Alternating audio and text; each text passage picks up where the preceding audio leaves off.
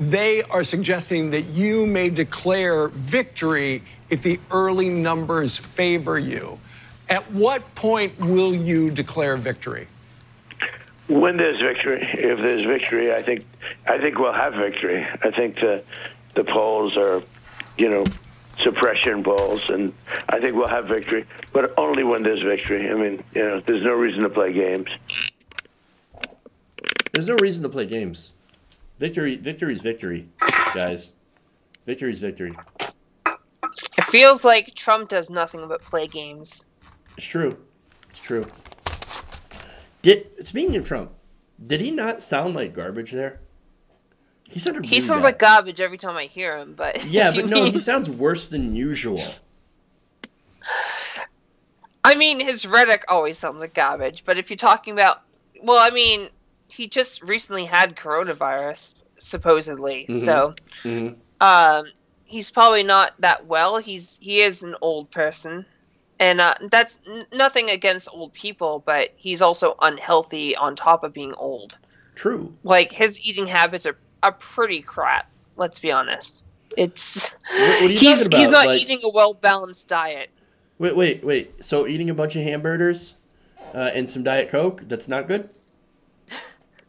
It's part of his balanced breakfast. It's part of the balanced breakfast. three cheeseburgers, not hamburgers, because he wants that cheese. Well, it's got to have the cheese. With the side of chicken nuggets, a 10-piece. To be fair, that sounds great. That sounds like an awesome. And his drink isn't actually like water or soda; it's a milkshake. I drink your milkshake. No, he sounded really bad though. Maybe he needs a steroid infusion. I don't know.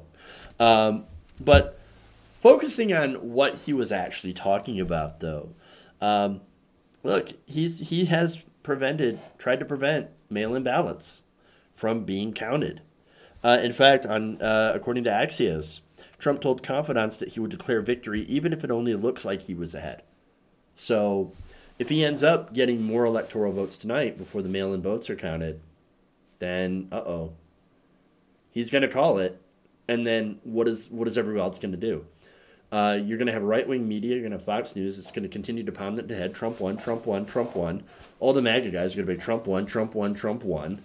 And then you're going to have the Supreme Court justices trying to make that happen. This is why we have to win overwhelmingly. This is what we've been pushing for the past year and a half. That's why a lot of us are worried. That's why a lot of us are really, really concerned about what's going on now. He also said, by the way, in July, I have to see when asked whether he would accept the results of the general election. When asked in September if he would commit to a peaceful transfer of power. If he loses, he says, well, we're going to have to see what happens.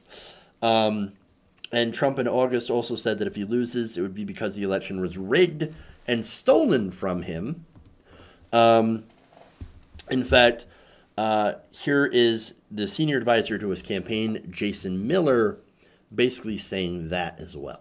One final thing, George, if you speak with many smart Democrats, they believe that President Trump will be ahead on election night, probably getting 280 electorals, somewhere in that range. And then they're going to try to steal it back after the election. We believe that we will be over 290 electoral votes on election night. So no matter what they try to do, what kind of hijinks or lawsuits or whatever kind of nonsense they try to pull off, we're still going to have enough electoral votes to get President Trump reelected. No, hopefully he doesn't. I mean, we're hoping that he doesn't. And so far, again, counting what little results have come in, it's kind of close, 85 to 55. So far, Biden's ahead according to ABC, but at the same time, it's still way too early to determine who's the definitive winner. Right. So, I mean, they're only like separate from like two points. So, I mean, this is a good time to bring up the discussion about voter fraud. Or, I'm sorry, not voter fraud, but voter suppression. Okay? So you have lots of instances of Republicans trying to suppress the vote, whether it be, messing with drop boxes for ballots or trying to send in, robocalls. You remember the Jack Berkman, Jacob Wall story?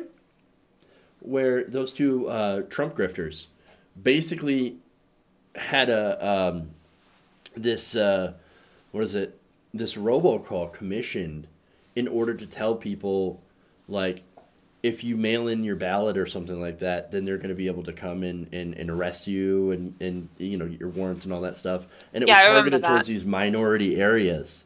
And they actually got, in trouble quite a bit from that, finally. But that's just part of the overall voter suppression effort by the Republican Party. And so I wonder how much that's going to factor in tonight. I mean, they've upped their ante with voter suppression by trying to run Biden buses off the highway. Yeah, that's another thing too. Yeah, they're getting increasingly desperate because they know that their way of life is on the brink of being obsolete, and we have to make it obsolete because their way of life is terrible. I was gonna say anti-life, shite, but god awful, completely trash. I can't. I don't even know if I don't think there's a word in the English language that goes like how deep their terribleness like exceeds. I can't think of it. They're pretty much the lowest form of life on the planet. Wow. And still that is a higher opinion of them than they have of people who are black or trans or LGBT, because a lot of them don't consider people to be people.